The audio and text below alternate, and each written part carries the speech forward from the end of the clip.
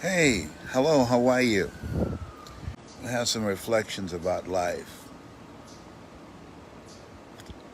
Like this page and share it. And what inspired this? What inspired this is my great grandson. He passed yesterday, surrounded by love and family members. He was a fighter. The doctor said that he wouldn't make it a week, but Matthew, which the name means a gift from God, saying, "You don't know me like that." And so yesterday would have been 1 month. He's a fighter. And I was thinking about just life in general and my life in particular and his life.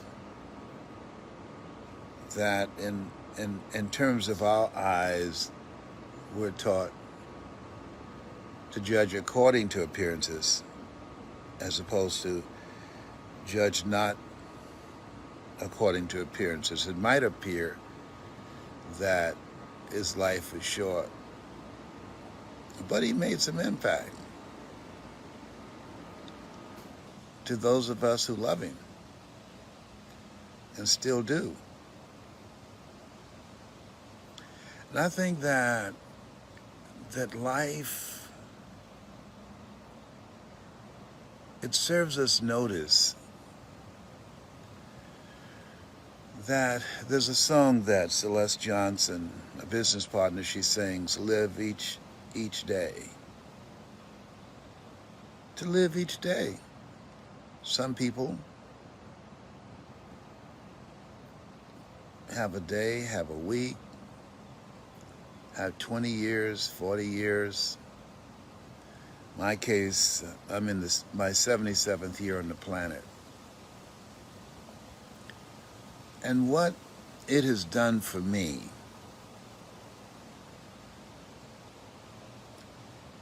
I get to, with the time that I have left, to honor him with the life that I have left, to live full and to live this life empty,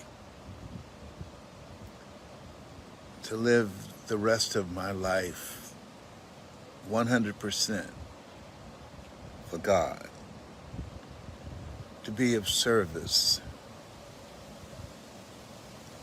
I know he would want me to continue to change lives. And that's what I've been reflecting on. Sometimes we unconsciously, we sideline ourselves. We put ourselves on the bench because of age. And Matthew's life, he made an impact on me because it stirred something up in me that God said to me, "You're still here. I didn't call you out of the game. I didn't put you on the bench. There's more in you. You still have something else to give, something else in you that you have not expressed. That's why you're still here, because of my grace and mercy. Not to be on the couch, not in front of the television set. There's some lives that you're supposed to touch. Some people you're supposed to inspire. Some people that you're supposed to train. I'm not playing with you. Got to get back out there." And there's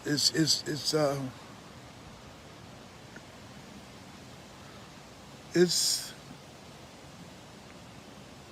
I always, when something happens, I ask, God, what am I supposed to do with this?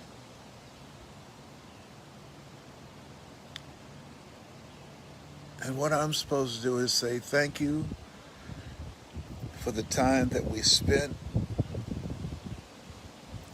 with Matthew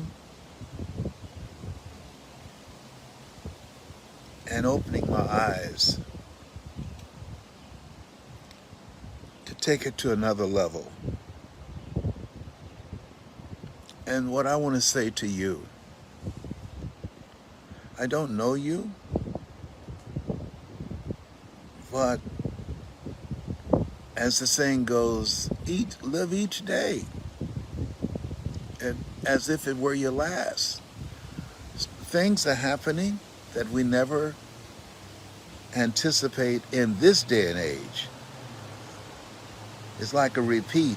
When the forces of evil say, take our country back, they're talking about not taking it back politically, but turning back the hands of time. And people of conscious, of morals, people who have awareness, we ought to take a stand for generations that are being born today and generations yet unborn. Tanya Brown, who is Cedric Brown's wife, no relation, but she said this is a time for us to be visible, to be vocal, and to be vigilant, to be involved. And this thing called life, boy, you know remember that song by Dimples? If it ain't one thing, it's another. And so the three things that I like to reflect on that dropped in my spirit, as Dwight Pleasure would say. One, do what matters. Do those things that matter. Avoid unnecessary drama. Life will bring you enough drama by itself. All you have to do is just keep living. All you have to do is just keep waking up. And you're going to get a knock on the door. And life will say, it's your time now. It's your time now. You can say, who, me? Yeah, why me? I don't know, but it's your time now.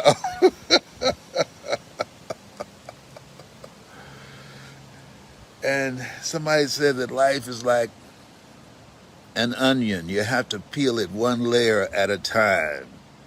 And sometimes you cry. And I know that to be true. I know that to be true. Just connected with my birth family. Some of them were glad,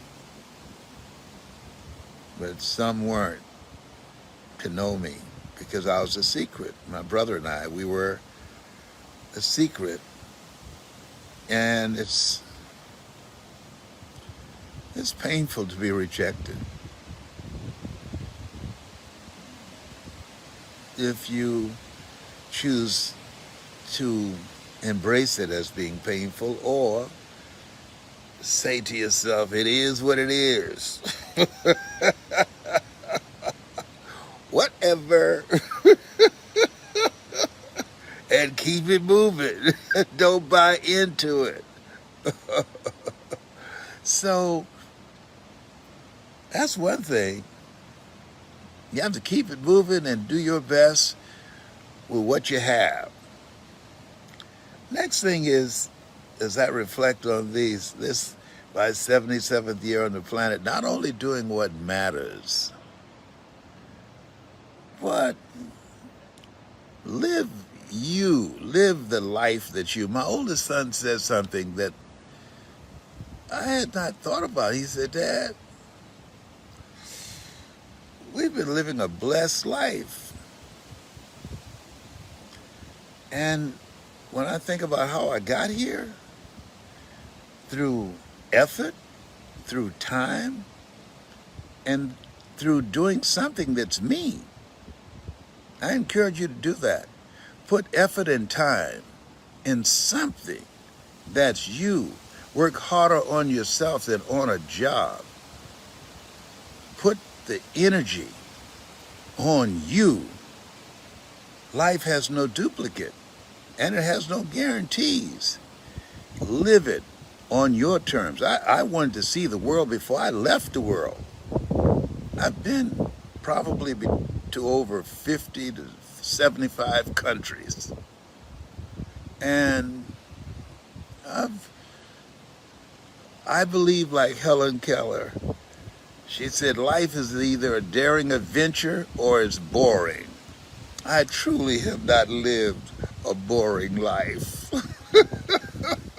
I got my entrepreneurial mindset, my community activist mindset, my seeing myself as an ambassador of hope from my mother, Dorothy Bell Rucker, and Beulah Rucker. And I got having a good time from this dude named Doc Oliver Randolph. That was my father. So that's the only story I heard about him. Okay. I got the best of them and the worst of him.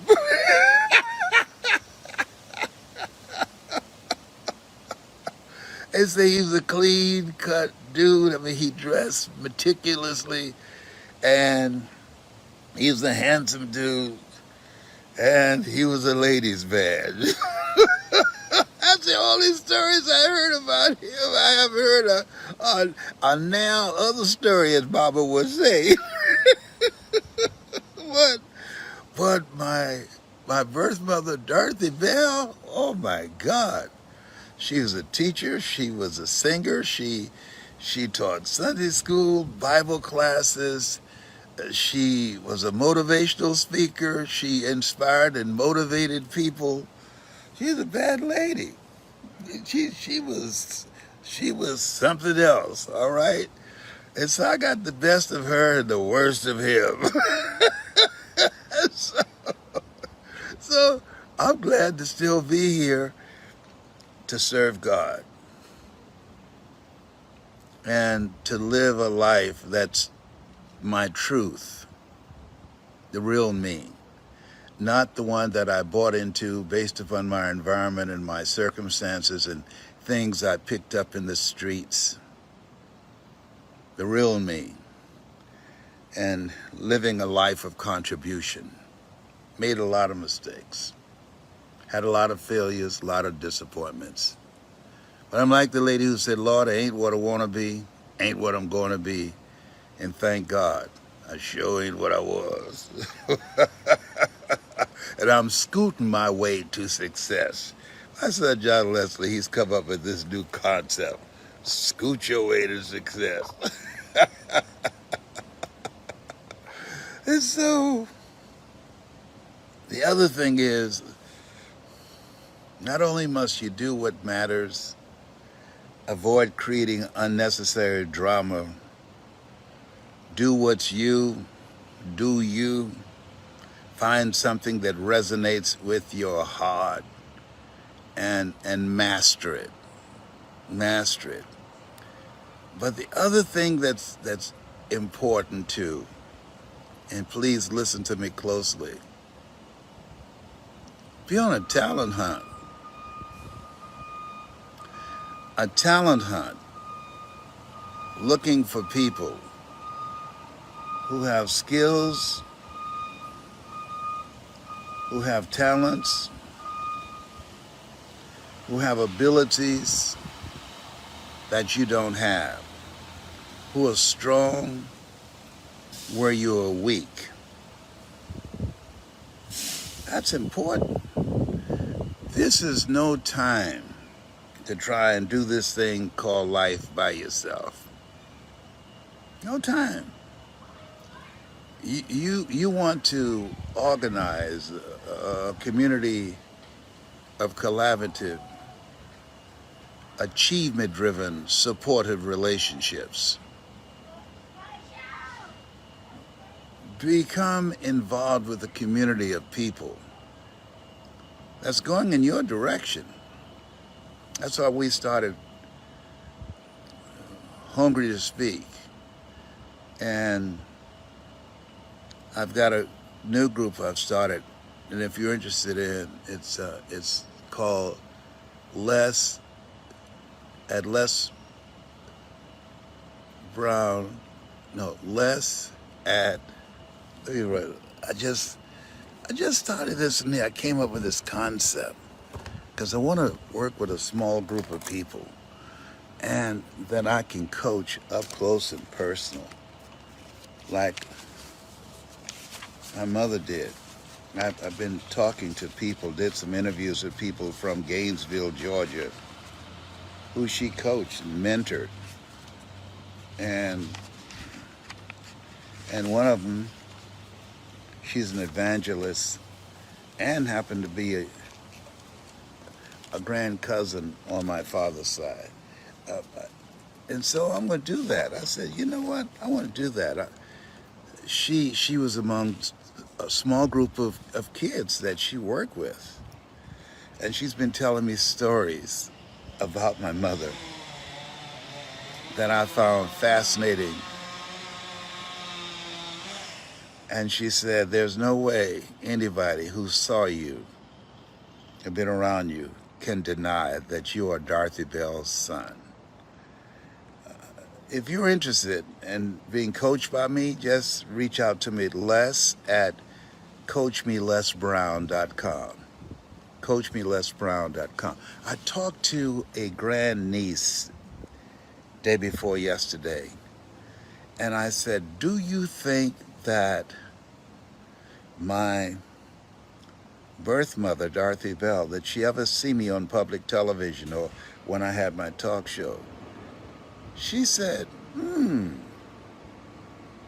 She said, I remember when I was 12 years old, and when they introduced you on television, my Aunt Carrie, which was my mother's sister, asked, Dorothy, how do you feel when you see your boy on television? How do you feel when you're looking at your son? We've seen him several times now.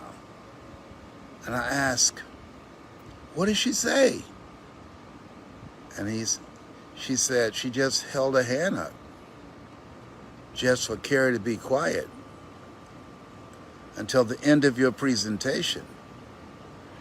And she said, I'm proud of it. I'm proud of it. I said, wow. What are the chances that you were there on that day and you and I having this conversation? Look at God. So I know she saw me. I know she was aware of who I became. I don't believe it, I know it, because now I have people that can verify that. When you're adopted, it's like a missing piece to the puzzle, you know? Dorothy Bell, she gave me life, but Mamie Brown taught me how to live life. But there are things that's in me. When I look in the mirror, because of the pictures that I've seen of my birth mother, I can't see but anything but her face. Say, oh my God, there she is. And I've always wanted it to. I said, God, let me see a picture. Let me hear a voice. And I have a recording of her doing a poem. And I have a picture of her, and I look at that picture, and I look at me. I said it'd be criminal for her to say, that's not mine. I look like she made me all by herself. So I got my song, y'all heard it. I got two mothers and I'm not ashamed. I've got two mothers and I love them just the same. This thing called life. So I was just reflecting. Find something that's you and give it all you have. Live life on your terms. Make yourself stand out. And do what matters. Don't get caught up in the trivial things of life, the busyness of life.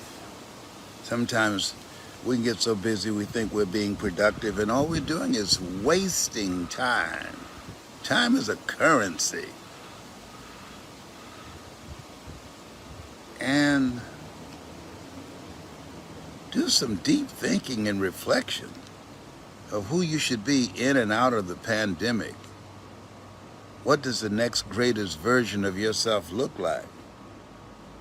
That's what I'm reflecting on. That's what I'm thinking about. Pouring all that life into the life that my great-grandson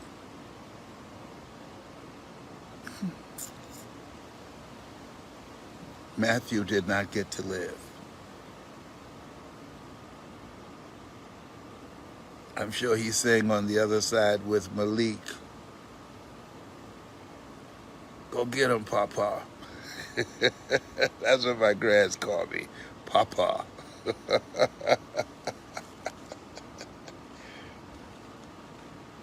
I don't know you, but I know this to be true. You're here for a purpose. You were chosen at this point in time to do the greater work, to create a better world for our children and for our children's children, to plant seeds for trees that we will not sit under and gather shade. Because we're here because somebody made a sacrifice. People went to jail, they lost their lives, stripped of everything. So you're not here by any accident, and if you're still breathing, not taking a dirt nap, if you can hear me, God has something else for you to do. I don't know how. Don't worry. Just make yourself available and say, here I am, Lord. Just say yes, as Shekinah Gloria would say. And just pour yourself into the mindset of, Lord, rescue me from myself. Deliver me from myself so that I can live for you. Liberate me. Point me in the direction of my exodus, as Donald Lawrence would say. You have something special. Those are my thoughts, my reflections. That's my story. I'm sticking to it. I'm waiting for Tyrone to come. He's in the trees behind me. He's got a girlfriend named Trina. She told him, you got to put a ring on it. If you haven't heard, Tyrone is my squirrel friend. I'm bilingual now. I taught him English, and he taught me squirrely. For instance, what I just said, I've enjoyed speaking to you so much. It's been a plum-pleasing pleasure, as well as a privilege. My children said, if we hear you talking to Tyrone again, we're going to put you to old folks' home. So I don't talk about Tyrone in the house. I come outside on the back porch. They can't hear me. and he comes up. I got some walnuts and some almonds and cashews for him. He loves that. Yes, he does. Yes, I'll hook a brother up. Oh my goodness. Pretty soon they might try and put Tyrone in jail and we'll be singing Free Tyrone. Remember they used to say Free Willie? That's about putting me in a nursing home and put Tyrone in jail for talking to an old man.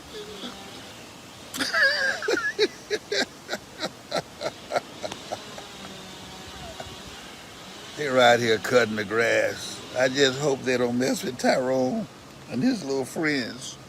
Okay, thank you. Bye for now. You have something special. You have greatness in you.